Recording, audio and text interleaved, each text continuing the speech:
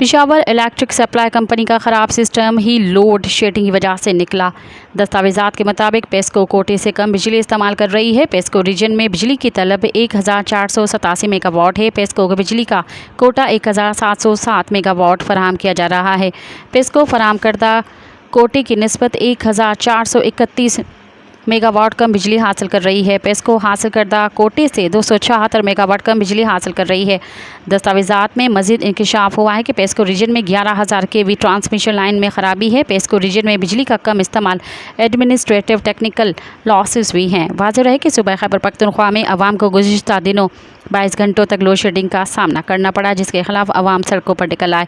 वज़ीर आला अली अमीन गंडापुर की नोटिस लेने पर वज़ारत दाखिला ने लोड शेडिंग का दौरानिया 12 घंटों तक करने की हिदायत जारी कर दी थी। मज़ीद ख़बरन ऐं तफ़सीलात लाइ विज़िट कयो असांजी वेबसाइट www.awamiNewsHD.com ऐं ॾिसंदा रहो अवामी न्यूज़ HD।